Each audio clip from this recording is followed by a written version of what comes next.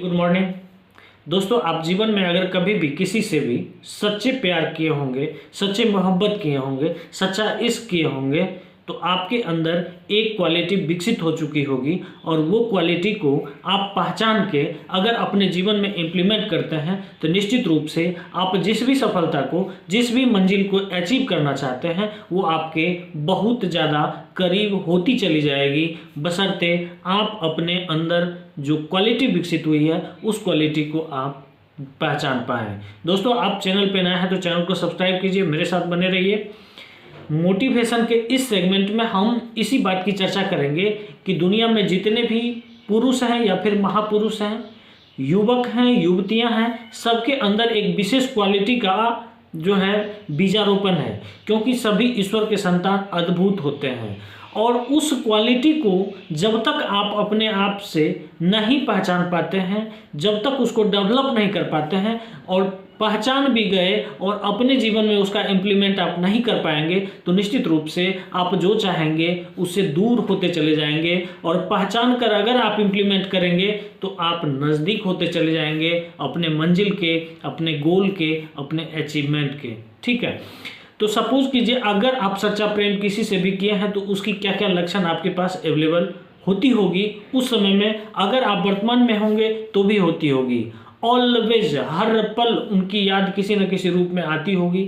आपके present past future को share करना, उनके प्रेजेंट पास्ट फ्यूचर को शेयर एक्सेप्ट करना, इस तरह की जो छोटी छोटी चीज़ होती है उसको भी हम एक दूसरे से शेयर करते हैं। दो मीन्स एक बनने का कोशिश करते हैं और इसी कोशिश में क्या होता है, एक दूसरे पे मर मिटने के लिए तैयार भी हो जाते हैं। कभी कभी सामाजिक जो विकृति है या फिर पारिवारिक जो बंधन है उसके कारण हम लोग अलग भी हो जाते हैं। तो ये कोई बात नहीं है, इक्वेशन है, इक्वेशन का जो भी होगा इक्वल टू 0 या इक्वल टू नॉट 0, ये दोनों का कंडीशन क्रिएट हो सकता है।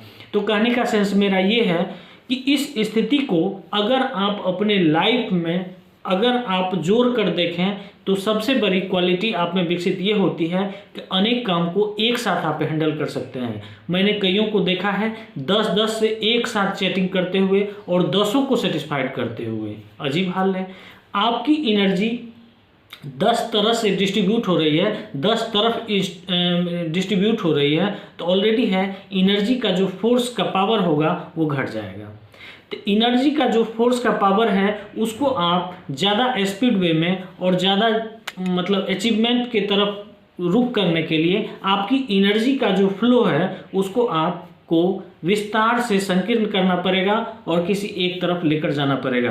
तो सबसे पहले जो क्वालिटी विकसित होती है, अनेक कामों को एक साथ हैंडल करना, ब्रेन का विस्तृत हो जाना, अनेक बातों को एक साथ सोचना और अपना हर पल उनके साथ शेयर करना, उनका हर पल अपने साथ शेयर करना, ये एक सच्चे प्यार करने वालों की निशानी होती है। मैंने देखा है अगर किसी का हाथ कट गया तो तुरंत फोटो क्लिक करके उनको शेयर करते हैं। बाबू हाथ कट गया, वाह कितना दुख की बात है भाई, दवाई लगाई, दर्द भी कर रहा है, दिस दैट, क्या है ये आपकी मंजिल नहीं है। जस्ट लाइक एज इसको इंटरटेनमेंट आप कर सकते हैं और जब आपका समय बीत चुका होता है तो फिर इसी लाइफ को आप याद करेंगे तो ये किसी इंटरटेनमेंट के ही समान आपको फील होगा और तब तक आप अपने मंजिल से बहुत दूर जा चुके होंगे। जो भी किए, जो भी नहीं किए, उससे कोई मतलब नहीं है। अगर आप कभी ऐसा किए हैं तो आपके अंदर ये क्वालिटी जो विकसित हुई है, इस क्वालिटी को आप स्टडी में डिवोट कीजिए, पढ़ाई में डिवोट कीजिए, तो आप देखेंगे इनका रिजल्ट क्या कितना बेहतरीन होता है। दूसरी बात है, जब 5 आदमी 6 आदमी को एक साथ चैटिंग करके आप संतुष्ट कर सकते हैं तो क्या 5 सब्जेक्ट 6 सब्जेक्ट को एक साथ सोचकर अपने आप को संतुष्ट नहीं कर सकते हैं। कहने का सेंस ये है कि हम हर पल उस चीज़ को मेमोरी में डालें जो मेरे एग्ज़ाम के पर्पस से अच्छा हो, चाहे वो हिस्ट्री हो, पॉलिटी हो, इकोनॉमिक्स हो, मैथ हो, रीजनिंग हो, करेंट हो, नेशनल हो, इंटरनेशनल हो, जो भी हो। क्या हम मेमोरी में उसको ले नहीं सकते हैं? याद हमको नहीं करना है, केवल उसको पढ़ना है और उसको याद करने का कोशिश करना है। और जब याद का कनेक्शन आपका सटीक होगा तो जो दूसरा याद आता है वो ऑटोमेटिक जो है आपका दूर हटता चला जाएगा। हो सकता है कि उनके नज़र में आप बेवफा हों, लेकिन आप इसके नज़र में यानी अपनी पढ़ाई के नज़र में बेवफा नहीं हो सकते हैं। ये आपके लाइफ को उस स्थिति तक ले जाएगा जिस स्थिति तक आप कल्पना नहीं किए होंगे। लाइफ की जो एक अचीवमेंट होती है, उस अचीवमेंट के रास्ते को सरल बना देगा और जीने का तरीका विकसित कर देगा। दूसरी बात है कि जब कभी आप मंजिल से दूर हट रहे हैं तो कभी कभी सप्ताह में एक बार आप चिंतन करके देखें कि आपके जीवन में ऐसी कौन सी संगति आई जो आपको अपने मंजिल से दूर ले गई।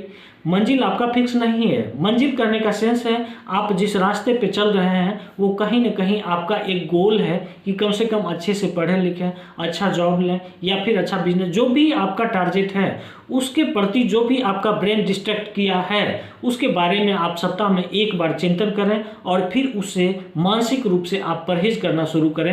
आपकी एनर्जी का जो फ्लो है अपने मंजिल की तरफ विकसित होना शुरू हो जाएगा। लॉ ऑफ सक्सेस का किताब आप पढ़ेंगे तो उसमें इसी बात का है कि फ्लो ऑफ एनर्जी को आप कैसे कंसंट्रेट कर सकते हैं, कैसे एकाग्र कर सकते हैं और कैसे मंजिल को आप जल्दी से जल्दी पा सकते हैं। इस बात की चर्चा लॉ ऑफ सक्सेस में की गई है। ब्रह्मांड का एक परम सत्य है कि आपका जो फ्लो ऑफ एनर्जी है वो जितना ज़्यादा विस्तृत होता जाएगा उनकी एनर्जी की जो पावर है वो घटती चली जाएगी और जब कंसंट्रेट होता जाएगा तो उनकी पावर ऑटोमेटिक बढ़ती जाएगी। दोस्तों, एक समय में हजारों बात को सोचना ये महानता नहीं है, एक समय में एक बात को सोचना और सॉलिड सोचना ये सबसे बड़ी महानता है। इसीलिए कहा गया है 13 किताब पढ़ने से अच्छा है एक किताब को 13 बार पढ़ा जाए।